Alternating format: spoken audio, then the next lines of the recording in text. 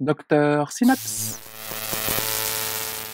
Face à un patient qui a des vertiges, j'étais très stressé, car je ne savais pas quoi faire.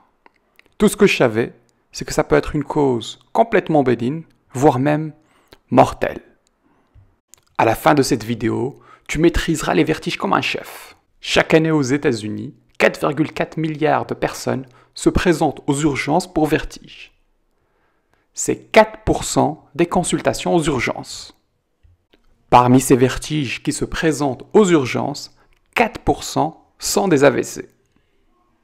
Le coût des patients qui se présentent pour vertige est énorme, 10 milliards de dollars. 50% pour l'imagerie et 20% pour l'hospitalisation. Ok, commençons par le tout début. L'équilibre. Il est contrôlé par 3 systèmes.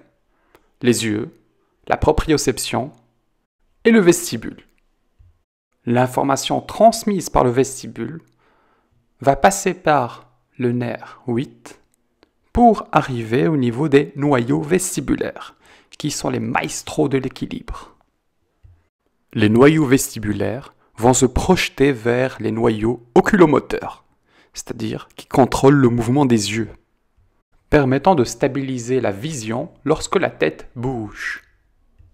On va faire un petit exercice. Fixe l'écran en faisant une rotation de ta tête vers la droite. Tu remarqueras que tes yeux se dirigent spontanément vers la gauche.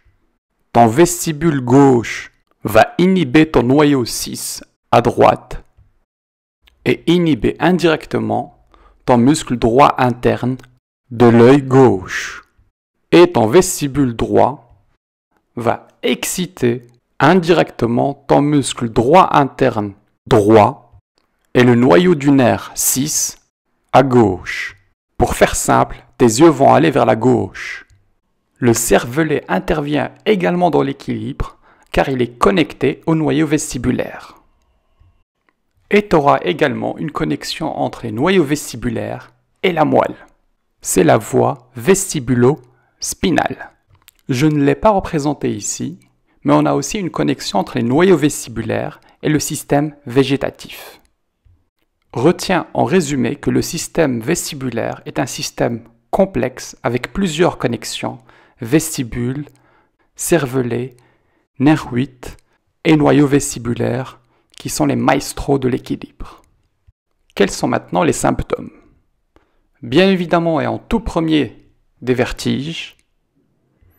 Vu qu'on a une voie vestibulo-oculaire, on peut retrouver un nystagmus.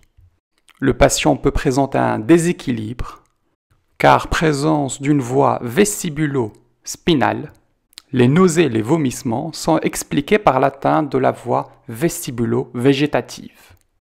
Après qu'on ait étudié l'anatomie, on va passer à la partie la plus importante, qui est l'anamnèse. Bon, le gars qui a des vertiges, il va te dire que j'ai un malaise, une tête vide, je sens une rotation, un déséquilibre. Quoi qu'il en soit, il va toujours t'embrouiller avec ses symptômes. Le plus important est de connaître la temporalité des symptômes. Spécifie le début des symptômes, depuis quand il a des vertiges, combien ça dure, et l'évolution. Est-ce que c'est récurrent et que ça dure moins de 1 minute? Là, tu penses au vertige positionnel paroxystique bénin. Est-ce que c'est récurrent et ça dure plusieurs heures? Tu peux penser à la maladie de Ménière. Est-ce que c'est continu et ça dure des heures, voire des jours? Là, il faut penser à l'AVC, la sclérose en plaques ou la neurite vestibulaire. Bon, t'as compris le truc, il faut bien caractériser la temporalité. Le deuxième truc super important est de connaître les facteurs déclenchants. Est-ce qu'une action particulière, un mouvement spécifique ou une situation? Fais bien attention, je parle bien de facteurs déclenchants et non de facteurs aggravants. Tous les vertiges s'aggravent en bougeant la tête. Même un AVC. Si les vertiges sont provoqués par le mouvement, pense au vertige positionnel paroxystique bénin. Si augmenté par le valsalva, le bruit, pense plutôt à une fistule périlymphatique ou à un défect au niveau du canal. Comme tout bon médecin, investigue les antécédents. Est-ce qu'il y a eu un traumatisme récemment? Par exemple, barotraumatisme ou chirurgie de l'oreille? Pense plutôt à la fistule alors. Si whiplash, avec hyper-extension, garde à l'esprit la dissection, surtout des vertébrales. S'il te dit qu'il a eu une virose récemment, pense plutôt à la neurite vestibulaire.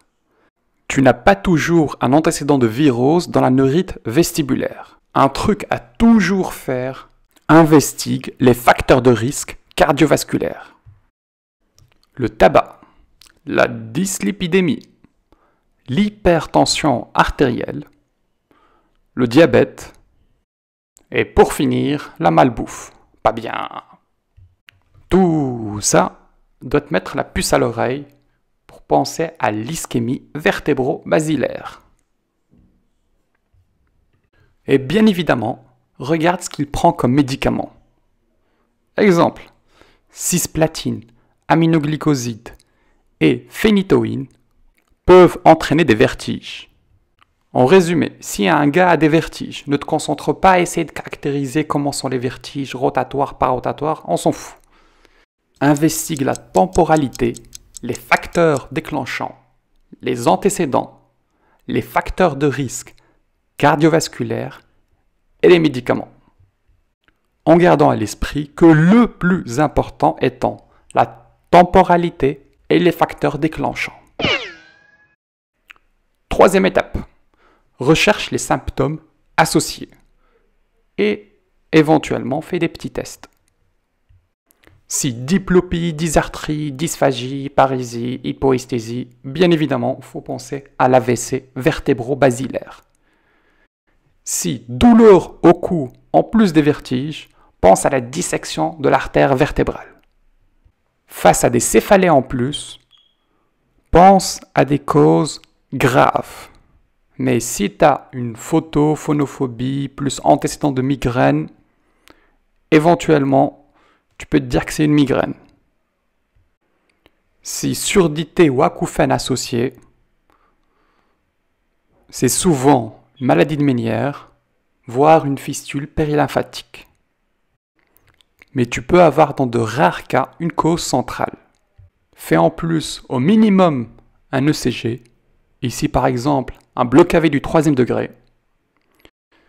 Dose la glycémie, parce que c'est un peu con de dire que c'est une cause centrale alors que le gars il a 40 de glycémie. Et fais un test d'hypotension orthostatique. Tu prends la tension artérielle et la fréquence cardiaque quand il est couché et aussi quand il sera debout. Quatrième étape, l'examen physique.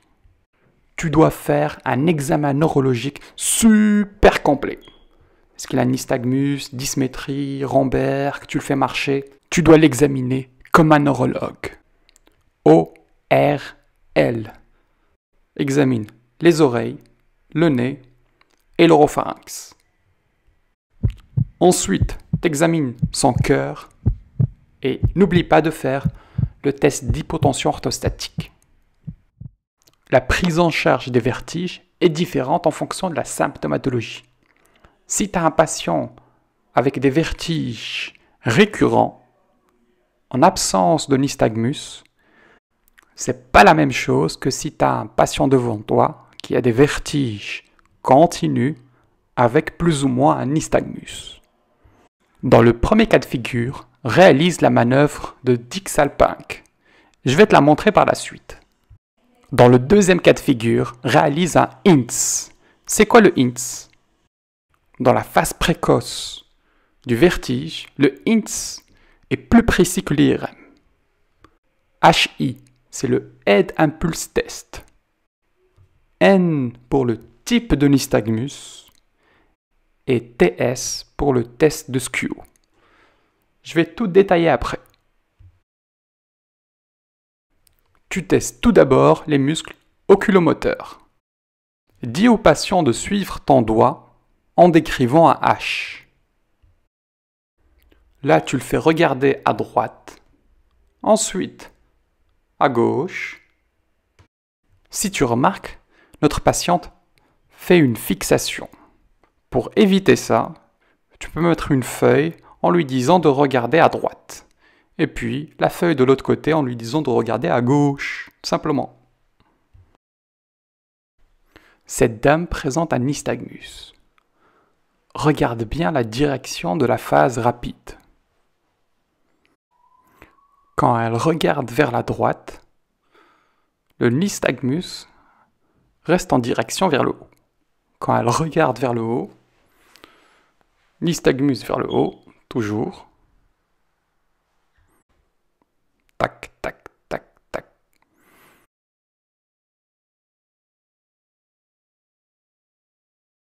Cette fois-ci, on va lui demander de regarder plutôt vers le bas. La phase rapide du nystagmus reste vers le haut. Face à un nystagmus vertical, pensez à une origine centrale.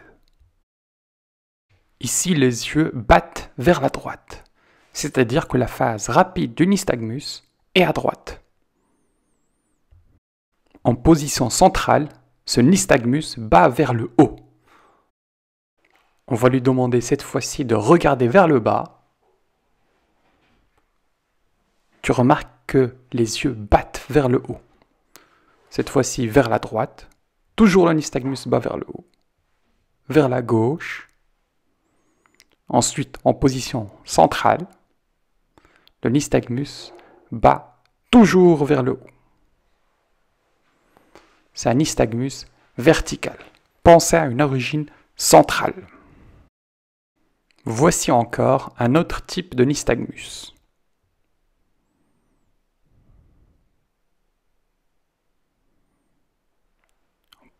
Tu vois déjà que ça bat vers la gauche, c'est-à-dire que la phase rapide bat vers la gauche. Quand tu lui demandes de regarder à droite, toujours ça bat vers la gauche. C'est un nystagmus unidirectionnel gauche.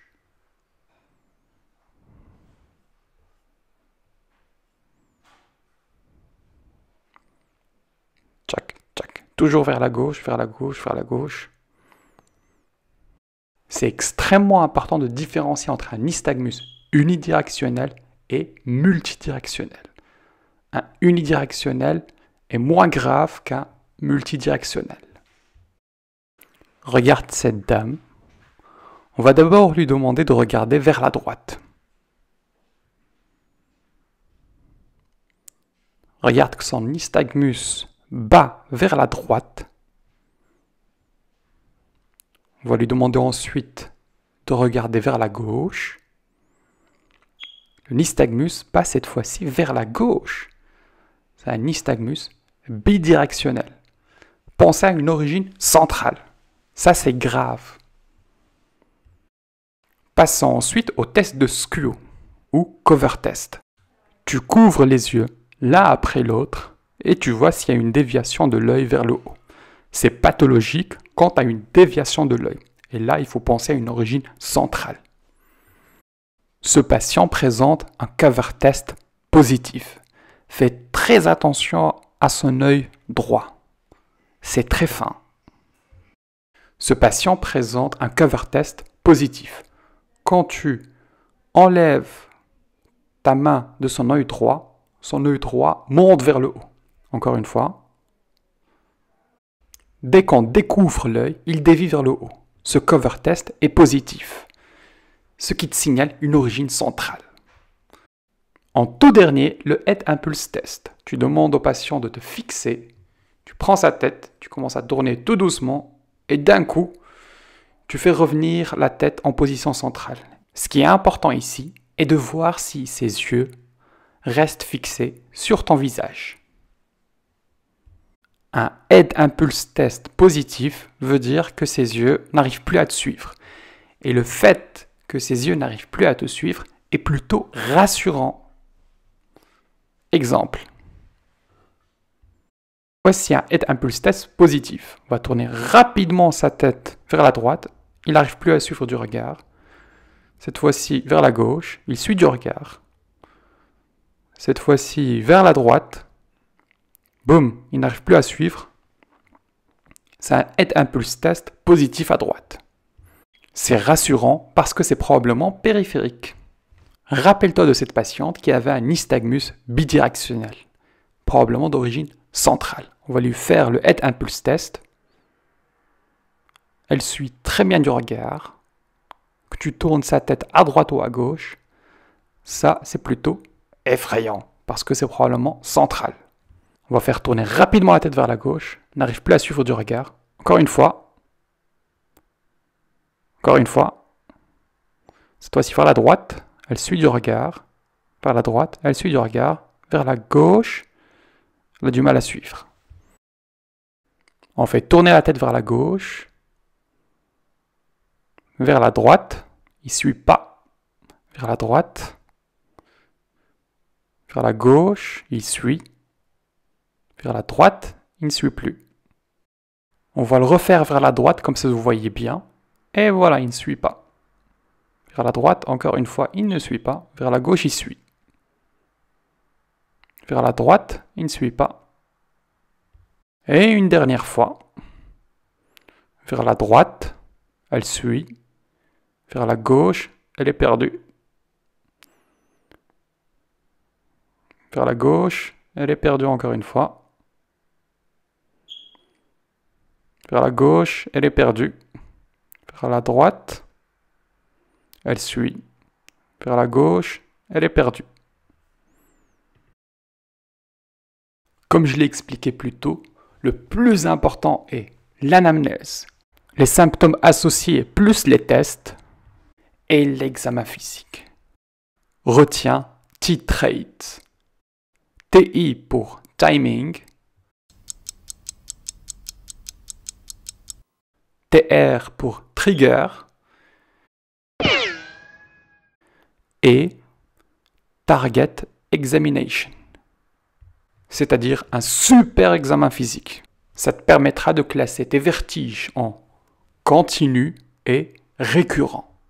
Pour les continus, ils peuvent être spontanés. Là, il faut penser à une origine périphérique, voire centrale dans 10 à 20% des cas. Là, tu feras ton INTS, t'examines les oreilles et éventuellement, tu fais une imagerie. Toujours dans les vertiges continus, si c'est traumatique ou toxique. Pour les traumatiques, ça peut être un whiplash avec une hyperextension. Là, il faut penser à la dissection vertébrale. Un barotraumatisme, pensez à la fistule. Et pour les médicaments ou les toxiques, pensez aux aminoglycosides, les antiépileptiques ou le monoxyde de carbone. Passons au vertige récurrent. Si c'est spontané, avec audition atteinte, pensez à la maladie de Ménière. Si douleur de nuque, plutôt dissection vertébrale. Si tu as un patient avec antécédent de migraine, avec plus ou moins une photophobie, migraine alors. Mais n'oublie pas de faire un ECG au minimum, une glycémie, et en fonction une imagerie. Si c'est des vertiges récurrents provoqués, en tout premier, ça peut être un vertige positionnel paroxystique bénin. En deuxième, une hypotension orthostatique. Il faut ainsi faire un test d'hypotension orthostatique, Dix-Alpinck. Si les deux ou l'un des deux est négatif, pense à réaliser une imagerie. En résumé, garde à l'esprit T-trait, vertige récurrent, provoqué ou spontané, continu, ça peut être trauma ou toxico, voire spontané. Pour les plus motivés d'entre vous, voici en tout dernier des cas cliniques. Je vais vous laisser regarder la vidéo, je vais rien dire, et ce n'est qu'à la fin que je vais donner la réponse. Le plus important est de savoir est-ce que ça peut être central ou périphérique. Allons-y.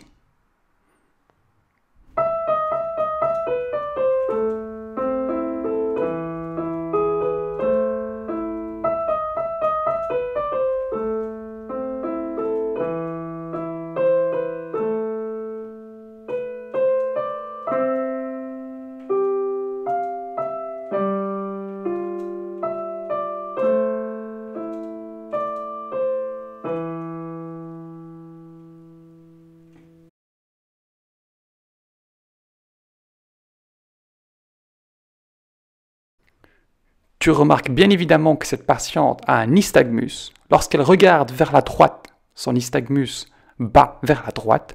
Lorsqu'elle regarde vers la gauche, son nystagmus bat vers la gauche. C'est un nystagmus bidirectionnel. C'est grave. Elle avait un AVC cérébelleux.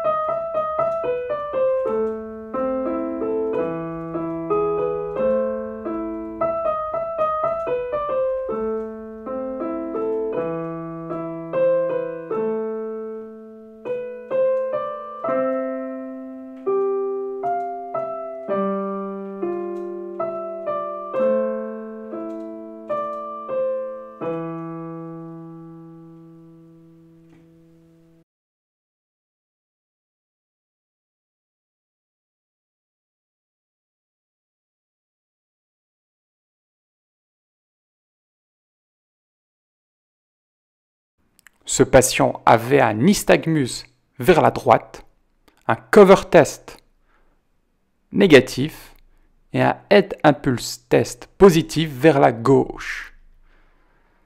C'est donc périphérique. C'est probablement une névrite vestibulaire.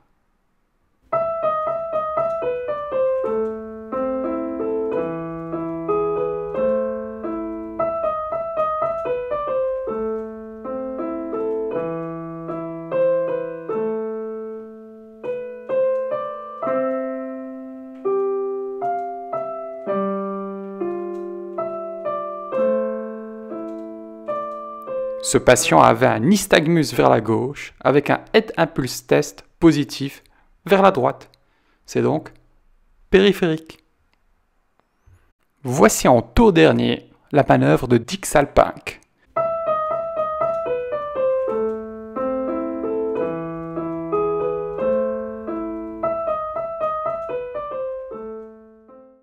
Chez cette dame, c'était positif, avec un nystagmus qui devient plutôt rotatoire vers le haut. Elle avait un vertige positionnel paroxystique bénin. Cette fois-ci, c'est une jeune femme de 24 ans qui se présente pour vertige. Utilise titrate. Timing, c'est depuis 3 heures. Trigger, c'est aigu et c'est juste après avoir chanté. And target examination. Nystagmus bidirectionnel avec une parésie faciale gauche possible. Est-ce que tu l'as fait rentrer à la maison? Bon, elle est jeune, elle a 24 ans, elle ne peut pas avoir un AVC, ça c'est sûr. Non. On fait une IRM. Dissection de l'artère vertébrale droite. Elle avait en plus une ischémie thalamique droite. Quand tu creuses encore un peu plus l'anamnèse, elle te dit qu'il y a 5 jours, elle a eu une douleur à la nuque, à droite, lorsqu'elle faisait du vélo. C'est une femme de 40 ans. Elle se présente chez son médecin traitant pour des vertiges. Elle a en plus une douleur à la nuque droite avec des céphalées, et cela après qu'elle ait fait une séance de chiropraxie il y a 10 jours. Qu'est-ce que tu fais? Voici les images de son scanner. Je te laisse quelques secondes pour bien voir les images.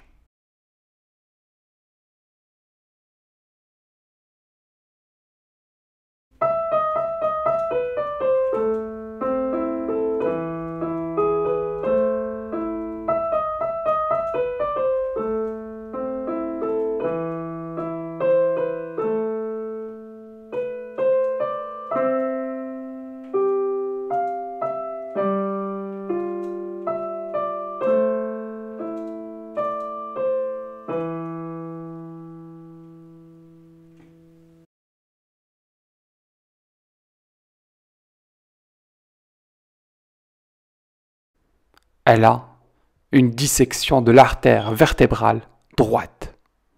Femme de 25 ans qui vient pour vertige avec douleur à la nuque après s'être fait ramasser par une vague lorsqu'elle faisait du surf. Dissection de l'artère vertébrale droite. Femme de 51 ans qui se présente pour vertige. Bon, systématique. titre rate. Timing, durée, quelques minutes, et ça c'est depuis 6 mois. Trigger, c'est souvent mouvement de la tête. Target examination, elle a des céphalées. Et raideur de nuque. Ça c'est des red flags. Elle te dit qu'en plus elle a une raideur des membres supérieurs. On lui donne un diagnostic de vertige positionnel paroxystique bénin. Est-ce que tu vas plus loin? On réalise une IRM. Regarde, c'est une malformation d'Arnold-Chiari de type 1. On réalise une décompression chirurgicale de son cervelet. Au fur et à mesure du temps, ces symptômes se résolvent. Homme de 30 ans, sans facteur de risque cardiovasculaire, qui se présente pour vertige. Titre rate, timing, c'est depuis 1 heure. Trigger, c'était brutal. Il te dit qu'il a eu un épisode de vertige il y a 3 jours lorsqu'il faisait du kayak. Target examination. Il y a des céphalées, un nystagmus vertical, des nausées, des vomissements. Aux urgences, on fait un scanner à blanc.